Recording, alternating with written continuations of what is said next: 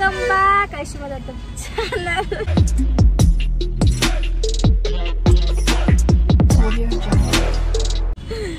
So ಎಲ್ಲರೂ ಹೇಗಿದ್ದೀರಾ, ಖುಷಿಯಾಗಿದ್ದೀರಾ ಅಂತ ಮಾಡ್ತೀನಿ. ಸೊ ಇವತ್ತು ನಾವು ನಮ್ಮ ಫ್ಯಾಮಿಲಿಯೆಲ್ಲ ಆದಿಯಾಗಿ ಹೋಗ್ತಾ ಇದ್ದೀವಿ. ಇವತ್ತು ಸಾಟರ್ಡೆ ಬೇರೆ, ಎಷ್ಟು ರಶ್ ಆಗಿರುತ್ತೆ ಅಂತ ಗೊತ್ತಿಲ್ಲ. ಅದು ಎಷ್ಟು ಟ್ರಾಫಿಕ್ ಐತೆ ಅಂದರೆ ಬೆಂಗಳೂರಲ್ಲಿ, ಅಪ್ಪ ಹೋಗೋಷ್ಟೊತ್ತಿಗೆ ಟೈಮ್ ಆಗ್ಬಿಡುತ್ತೆ ಏನೋ ಗೊತ್ತಿಲ್ಲ. 7 ಗಂಟೆ ಕರೆಕ್ಟಾಗಿ ಲೈಟಿಂಗ್ಸ್ ಹಾಕ್ತಾರೆ, ಅಷ್ಟೊತ್ತಿಗೆ ಹೋದರೆ ಚೆನ್ನಾಗಿರುತ್ತೆ ನೋಡೋಕ್ಕೆ. ಟ್ರಾಫಿಕ್ ಜಾಮಳ ಇರುವೆಗಳು ಹೋದಾಗ ಹೋಯ್ತಾ.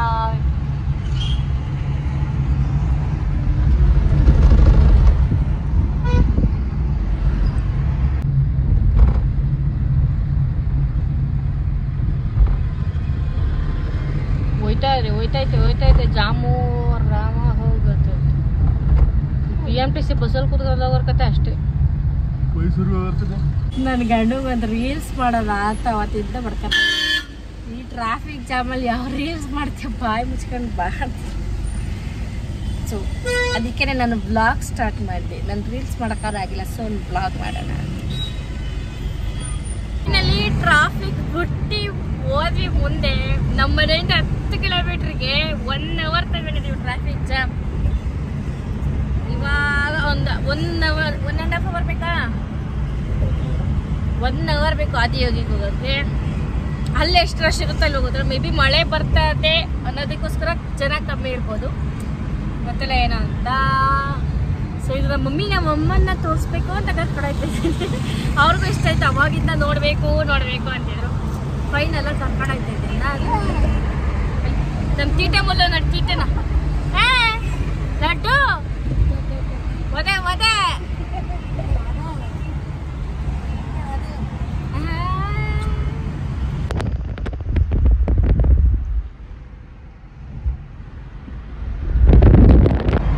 ಹತ್ರದಲ್ಲಿ ಏರೋಪ್ಲೇನ್ ಆಯ್ತಾ. ಅದೇ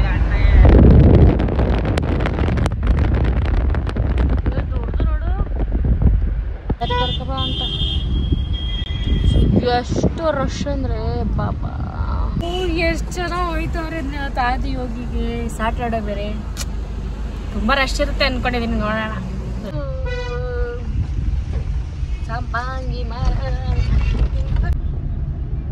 ಇದನ್ನ ನೋಡೋಕ್ಕೆ ನಿನ್ನ ಮೊಮ್ಮಗ ಕರ್ಕ ಬರ್ಬೇಕು ಅಂದ್ಕೊತಿದ್ದು ಪ್ರಮೋದ. ವೆದರ್ ನೋಡೋದು ಹೆಂಗೈತಿ ಹಿಂದಗಡೆ ಆದಿಯೋಗಿ. ಎಷ್ಟು ಜನ ಅಂದ್ರೆ ಇದು ಫಸ್ಟ್ ಟೈಮ್ ಇಷ್ಟು ಜನ ನೋಡ್ತಾರೆ.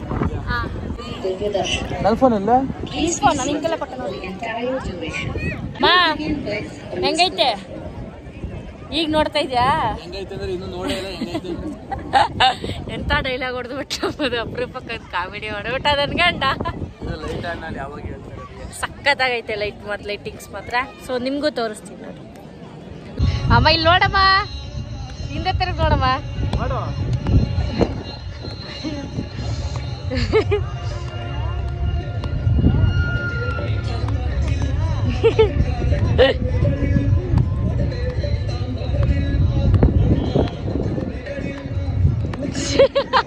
ಇವ್ರು ಭಜನೆ ಆಡಪ್ಪ ಇಬ್ರದ.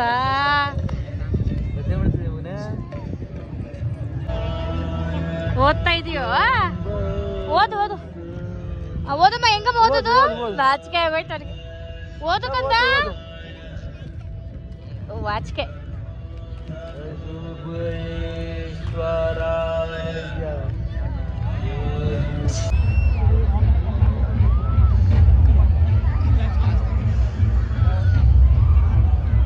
ಇದಕ್ಕೆ ಮಗೆಲ್ಲ ಆಡ್ತಾವೆ. ನಮ್ದೊಳಲ್ಲ ಬಿಡೋದು.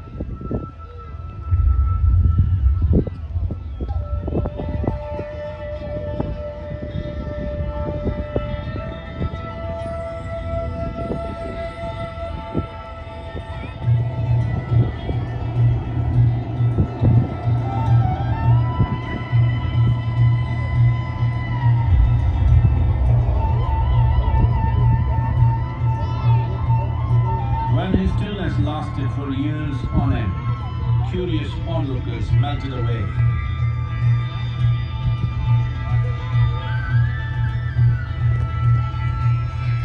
Only 7 ಎಲ್ಲ seekers phone as they could not tear themselves away from him.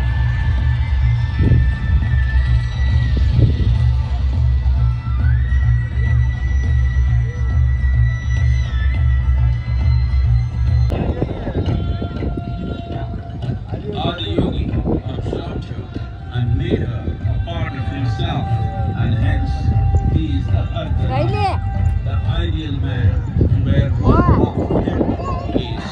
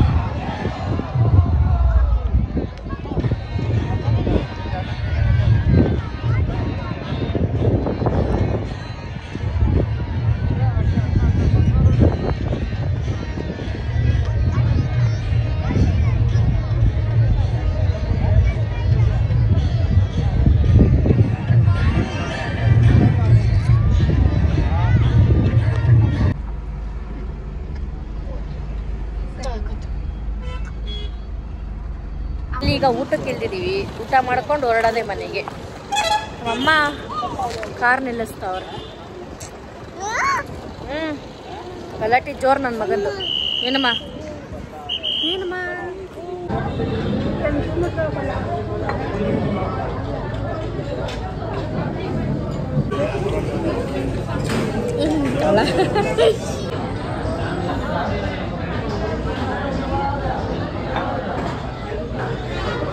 ಇಷ್ಟೆಲ್ಲ ತಿನ್ನೋ ಸುಸ್ತಾಗೋಯ್ತು ನನಗೆ.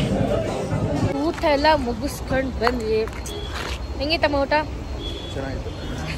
ಚೆನ್ನಾಗಿತ್ತು. ಆದರೆ ಪನ್ನೀರ್ ಮಸಾಲ ಸ್ವಲ್ಪ ಚೆನ್ನಾಗಿರಲಿಲ್ಲ. ಇದೆಲ್ಲ ಸಕ್ಕತ್ತಾಗಿತ್ತು. ಇಲ್ಲಿವರೆಗೂ ವ್ಲಾಗ್ ನೋಡಿದ್ದಕ್ಕೆ ತುಂಬಾನೇ ಥ್ಯಾಂಕ್ಸ್. ನೆಕ್ಸ್ಟ್ ವಿಡಿಯೋಲಿ ಸಿಗ್ತೀನಿ. ಬಾಯ್.